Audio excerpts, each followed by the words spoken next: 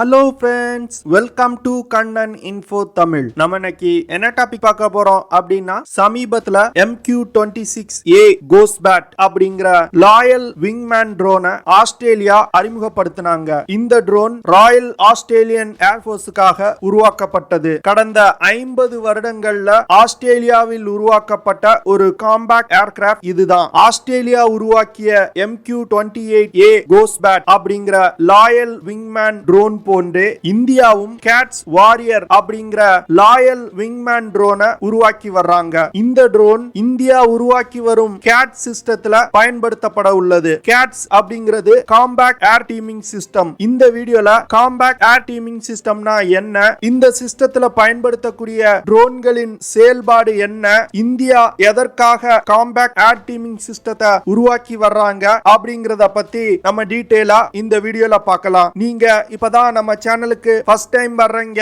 அப்படின்னா நம்ம சேனலை சப்ஸ்கிரைப் பண்ணிக்கங்க. அப்படியே அந்த பெல் நோட்டிபிகேஷனை கிளிக் பண்ணி ஆல்ங்கிற ஆப்ஷனை எனேபிள் பண்ணிக்கங்க. இந்தியாவுடைய காம்பேக்ட் ஏர் டீமிங் சிஸ்டம் இல்லனா கேட் சிஸ்டம் அப்படிங்கிறது ஆளில்லா மற்றும் ஆள் உள்ள விமானங்கள் மற்றும் ட்ரோன்கள் இணைந்து செயல்படக்கூடிய ஒரு சிஸ்டம். கேட் சிஸ்டத்துல பைலட்டால் இயக்கப்படும் ஒரு போர் விமானத்தில இருந்து பல்வேறு விதமான ட்ரோன்களை இயக்கி வெவ்வேறு ஆபரேஷன்ஸ் கேரி அவுட் பண்றது. இதுல பைலட் இயக்கக்கூடிய போர் விமானம் ஒரு மதர்ஷிப் போல செயல்படும். பைலட்டால் இயக்கப்படும் போர் விமானத்திலிருந்து லாயல் விங்மேன் ட்ரோன்களுக்கு கட்டளைகள் அனுப்பப்படும். அந்த கட்டளைகளை தன்னிச்சையாக இயங்கக்கூடிய இந்த ட்ரோன்கள் செய்து முடிக்கும். இந்தியாவின் கேட் சிஸ்டத்தோட மதர்ஷிப்பா HAL நிறுவனம் உருவாக்கிய தேஜஸ் விமானம் பயன்படுத்தப்பட உள்ளது. இந்த கேட் சிஸ்டத்தை Hindustan Aeronautics Limited, Defence Research and Development Organisation, National Aerospace Laboratory மற்றும் New Space Research and Technology அப்படிங்கிற தனியார் நிறுவனமும் இணைந்து உருவாக்க போறாங்க. கேட் சிஸ்டத்துல ஒன்றுக்கும் மேற்பட்ட அட்வான்ஸ் ஏரியல் பிளாட்ஃபார்ம் மற்றும் அட்மாஸ்பியரிக் சேட்டலைட்களை உருவாக்கி பலவிதமான ஆபரேஷன்களை கேரி அவுட் பண்றது. குறிப்பா சொல்லணும் அப்படின்னா, எதிரிகளோட எல்லைக்குள் நீண்ட தூரம் ஊடுருவி சென்று தாக்குதல், உளவு பார்த்தல், எதிரிகள் இலக்கு மீது வெகு தூரத்திலிருந்து தாக்குதல் நடத்துதல், அதிகமான ஆயுதங்களை எடுத்து சென்று எதிரிகள் மீது தாக்குதல் நடத்துவது, இது போன்ற ஆபத்தான தாக்குதல்களை நடத்துவதற்கு காம்பேக்ட் ஏர் டீமிங் சிஸ்டம் பயன்படுத்தப்படும். காம்பேக்ட் ஏர் டீமிங் சிஸ்டத்தை பயன்படுத்துறதுனால மனித உயிரிழப்புகளை தவிர்க்க முடியும். இந்தியா இந்த காம்பேக்ட் ஏர் டீமிங் சிஸ்டத்தோட முதல் சோதனையை 2024 வருடம் நடத்த திட்டமிட்டிருக்காங்க. இந்த காம்பேக்ட் ஏர் டீமிங் சிஸ்டத்துல 4 விதமான ட்ரோன்கள் பயன்படுத்தப்படுது. CATS Warrior, CATS Hunter, CATS Alpha மற்றும் கேட்ஸ் இன்ஃபினிட்டி. இந்த 4 விதமான ட்ரோன்களையும் HAL உடைய தேஜஸ் விமானம் மதர்ஷிப் போல செயல்பட்டு கட்டுப்படுத்தும். கேட் சிஸ்டத்தை இந்திய விமானப்படையில் பயன்படுத்தக்கூடிய மற்ற விமானங்களையும் பயன்படுத்த திட்டமிட்டிருக்காங்க. குறிப்பா சொல்லணும் அப்படின்னா, ரஃபேல் போர் விமானம், மிராஜ் 2000, ஜாகுவார், Su-30 MKI போன்ற விமானங்களையும் பயன்படுத்த திட்டமிட்டிருக்காங்க. கேட் சிஸ்டத்துல பயன்படுத்தக்கூடிய 4 விதமான ட்ரோன்களின் செயல்திறனை பத்தி பார்க்கலாம். முதல்ல கேட்ஸ் ஆல்பா. இந்த ட்ரோன் பார்ப்பதற்கு ஒரு மிசைல் போன்று இருக்கும். இந்த ட்ரோனோட கண்டெய்னர்ல 4 ஸ்வாம் ட்ரோன்கள் இருக்கும். கேட்ஸ் ஆல்பாவை தேஜஸ் விமானத்திலிருந்து லான்ச் செய்ததும் கிட்டத்தட்ட 80 கிலோமீட்டர் தூரம் வரைக்கும் பயணிக்கும். 80 கிலோமீட்டர் பயணத்திற்கு பிறகு கேட்ஸ் ஆல்பால உள்ள 4 ஸ்வாம் ட்ரோன்கள் பிரிந்து இலக்கை நோக்கி பயணிக்கும். இந்த ஸ்வாம் ட்ரோன்கள்னால 100 முதல் 150 கிலோமீட்டர் தூரம் வரைக்கும் பயணிக்க முடியும். அப்போ கேட்ஸ் ஆல்பா சிஸ்டத்தோட ரேஞ்ச் 175 இருந்து 125 கிலோமீட்டர். இந்த கேட்ஸ் ஆல்பா சிஸ்டம் ஒரு ஸ்டாண்ட் ஆஃப் வெப்பன் சிஸ்டமா செயல்படுது. HAL உடைய தேஜஸ் போர் விமானத்துல 4 கேட்ஸ் ஆல்பா ட்ரோன்களை எடுத்து செல்ல முடியும். அப்போ 20 ஸ்வாம் ட்ரோன்கள் ஆல்பால இருந்து வெளியேறி இலக்கை சென்று தாக்கும். அதுவே ஜாகுவார் போர் விமானத்துல 5 கேட்ஸ் ஆல்பாக்களை எடுத்து செல்ல முடியும். Su-30 MKI போர் விமானத்தினால 6 முதல் 8 கேட்ஸ் ஆல்பா ட்ரோன்களை எடுத்து செல்ல முடியும். இந்த ட்ரோன்கள்ல இருந்து 30 முதல் 40 ஸ்வாம் ட்ரோன்கள் வெளியேறி வெவ்வேறு இலக்குகளை தாக்கும். இப்படி அதிகமான எண்ணிக்கையில ஸ்வாம் ட்ரோன்களை கொண்டு தாக்க தாக்குதல் நடத்துறதுனால எதிரிகளுக்கு பலத்த சேதத்தை ஏற்படுத்த முடியும். கேட்ஸ் ஆல்பால இருந்து வெளியேறக்கூடிய ஸ்வாம் ட்ரோன்கள் சர்ஃபேஸ் டு ஏர் மிசைல்ஸ், ரடார்கள், ஃபைட்டர் ஜெட்ஸ் மற்றும் தரை இலக்குகளை மிக துல்லியமா தாக்கக்கூடியது. கேட்ஸ் ஆல்பா 25 கிலோகிராம் எடை கொண்டது. இந்த சிஸ்டம் ஃபோல்டபிள் விங்ஸ் கொண்ட சிஸ்டம். கேட்ஸ் ஆல்பால இருந்து வெளியேறக்கூடிய ஸ்வாம் ட்ரோன்கள் 5 முதல் 8 கிலோகிராம் எடை கொண்டதா இருக்கும். இந்த கேட்ஸ் ஆல்பா சிஸ்டத்துல artificial intelligence machine learning algorithm இருக்கு. இந்த அல்காரிதத்தை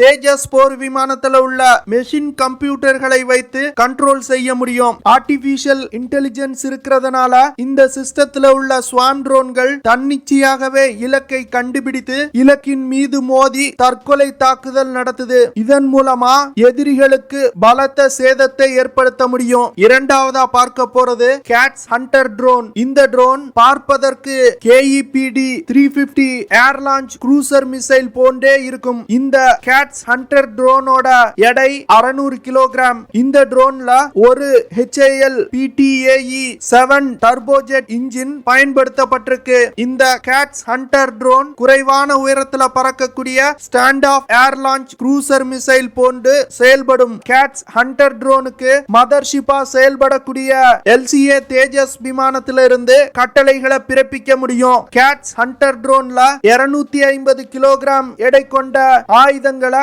எடுத்து செல்ல முடியும். இந்த ஆயுதங்கள் யூனிட்ரி வார்ஹெட்ஸ் இல்லனா கிளஸ்டர் யூனிட்களா இருக்க வாய்ப்பு இருக்கு. இந்த வார்ஹெட்னால 200 முதல் 300 கிலோமீட்டர் தூரம் பயணித்து சென்று இலக்கை தாக்க முடியும். கேட்ஸ் ஹண்டர் ட்ரோன்ல இருந்து வார்ஹெட்களை இலக்கை நோக்கி லான்ச் செய்த பிறகு இந்த சிஸ்டங்களை பாராசூட் உதவியுடன் சேஃபா தரையிறக்க முடியும். கேட்ஸ் ஹண்டர் சிஸ்டம் இலக்கை கண்டுபிடிப்பதற்கும் இலக்கை சென்று தாக்குவதற்கும் குளோபல் நேவிகேஷன் சேட்டலைட் சிஸ்டம் மற்றும் டெரெயின் மேட்சிங் சிஸ்டங்களை பயன்படுத்துது. இந்த டெரெயின் மேட்சிங் சிஸ்டத்துல டேட்டா லிங்க் இருக்கு. இந்த டேட்டா லிங்க் மூலமா வார்ஹெட்கள் இலக்கை நோக்கி பயணித்துக் கொண்டிருக்கும் போது டார்கெட்டோட லொகேஷன் குறித்தான இன்ஃபர்மேஷன்ஸை அப்டேட் செய்ய முடியும். இதன் மூலமா இலக்கை மிகவும் துல்லியமா தாக்கும். கேட்ஸ் ஹண்டர் சிஸ்டத்துல இமேஜிங் சீக்கர் இருக்கு. இதன் மூலமா தன்னிச்சையாகவே டார்கெட்டுகளை கண்டுபிடிக்க முடியும். அடுத்து நம்ம பார்க்க போறது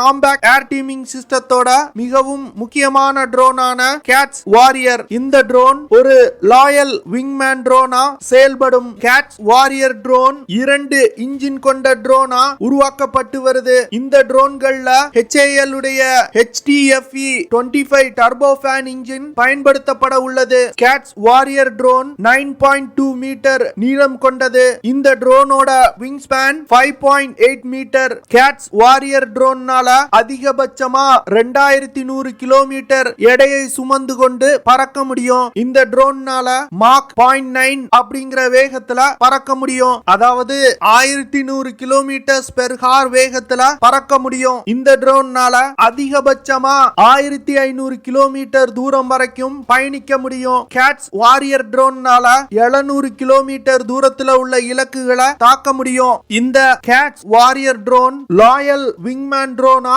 செயல்படும். இந்த ட்ரோனை கேட் சிஸ்டத்தோட மதர்ஷிப்பா செயல்படக்கூடிய LCA தேஜஸ் விமானத்துல இருந்து கட்டுப்படுத்த முடியும். கிட்டத்தட்ட 2 முதல் 4 கேட்ஸ் வாரியர் ட்ரோன்களை LCA தேஜஸ்ல இருந்து கண்ட்ரோல் செய்ய முடியும். இந்த கேட்ஸ் வாரியர் ட்ரோனோட முக்கியமான வேலை என்ன அப்படின்னா மதர்ஷிப்பா செயல்படக்கூடிய LCA தேஜஸ் விமானத்தை பாதுகாக்கிறது. கேட்ஸ் வாரியர் ட்ரோன் LCA தேஜஸ் விமானத்தோடு இணைந்து பயணிக்கும். அப்படி இல்லைன்னா விமானத்தோட பின்புறம் தொடர்ந்து பயணித்துக் கொண்டு வரும். கேட்ஸ் வாரியர் ட்ரோன் டெல் தொழில்நுட்பம் கொண்ட ட்ரோனா உருவாக்கப்பட்டு வருது. இதன் மூலமா எதிரிகளால இந்த ட்ரோன்களை கண்டுபிடிக்க முடியாது. கேட்ஸ் வாரியர் ட்ரோன்ல 4 ஹார்ட் பாயிண்ட்ஸ் இருக்கு. இந்த ட்ரோன்ல ஒரு இன்டர்னல் வெப்பன் பேஸ் சிஸ்டமும் இருக்கு. இந்த ஹார்ட் பாயிண்ட்ஸ் மற்றும் இன்டர்னல் வெப்பன் பேஸ் சிஸ்டத்தை பயன்படுத்தி 600 கிலோகிராம் எடை கொண்ட வெடிபொருட்களை சுமந்து சென்று தாக்குதல் நடத்த முடியும். கேட்ஸ் வாரியர் ட்ரோன்ல இருந்து air to air missile, loitering units, precision guided units, DRDO smart anti airfield weapon போன்ற பலவிதமான ஆயுதங்களை ஏவி தாக்குதல் நடத்த முடியும். கேட் சிஸ்டத்தோட 4வது ட்ரோன் கேட்ஸ் இன்ஃபினிட்டி. இந்த சிஸ்டத்தை high altitude altitude pseudo satellite அப்படின்னு சொல்லுவாங்க. இந்த ட்ரோனை 2017 இருந்து New Space Research and Technology நிறுவனம் உருவாக்கி வர்றாங்க. இந்த ட்ரோன்னால தொடர்ந்து 3 மாதம் 70,000 அடி உயரத்துல பறக்க முடியும். கேட்ஸ் இன்ஃபினிட்டி ட்ரோன்ல சோலார் பேனல்கள் இணைக்கப்பட்டிருக்கு. இதன் மூலமா சோலார் பேனல்கள் இருந்து எடுக்கக்கூடிய மின்சாரத்தை பயன்படுத்தி நீண்ட நாட்கள் பறக்க முடியும். இந்த ட்ரோனோட எடை 500 கிலோகிராம். கேட் சிஸ்டத்துல இந்த கேட்ஸ் இன்ஃபினிட்டி ட்ரோன் மிகவும் ஒரு முக்கியமான சிஸ்டமா செயல்படுது. அதாவது மதர்ஷிப்பா செயல்படக்கூடிய தேஜஸ் போர் விமானத்தையும் ஹண்டர், ஆல்பா மற்றும் வாரியர் ட்ரோன்களையும் இணைக்கக்கூடிய ஒரு பாலம் போன்று செயல்படுது. இந்த ட்ரோன்கள்ல ஒன்றுக்கும் மேற்பட்ட அல்ட்ரா லைட் வெயிட் எலக்ட்ரிக்கல் மோட்டார்கள் இணைக்கப்பட்டிருக்கு. இந்த மோட்டார்களை பயன்படுத்தி 90 முதல் 100 கிலோமீட்டர் பெர் ஹார் வேகத்துல பயணிக்க முடியும். இந்த ட்ரோன்கள்ல பலவிதமான சென்சார்கள், ஹை ரெசல்யூஷன் கேமராக்கள் இணைக்கப்பட்டிருக்கும். இதன் மூலமா நமது எல்லைக்குள் இருந்து கொண்டே 200 கிலோமீட்டர் தூரம் வரைக்கும் எதிரிகளோட எல்லைக்குள் உளவு பார்க்க முடியும். இந்த இன்ஃபினிட்டி ட்ரோன்களை கேட் சிஸ்டத்துக்காக மட்டும் டெவலப் செய்யல. இந்த சிஸ்டங்கள் mobile, autonomous robot, unmanned ground vehicles போன்ற தன்னிச்சையாக செயல்படக்கூடிய பல சிஸ்டங்களை இயக்குறதுக்காக இந்தியா டெவலப் செய்து வர்றாங்க. இன்ஃபினிட்டி ட்ரோனை உருவாக்குறதுக்காக கிட்டத்தட்ட 700 கோடி ரூபாய் வரைக்கும் இந்திய அரசாங்கம் முதலீடு பண்ணிருக்காங்க.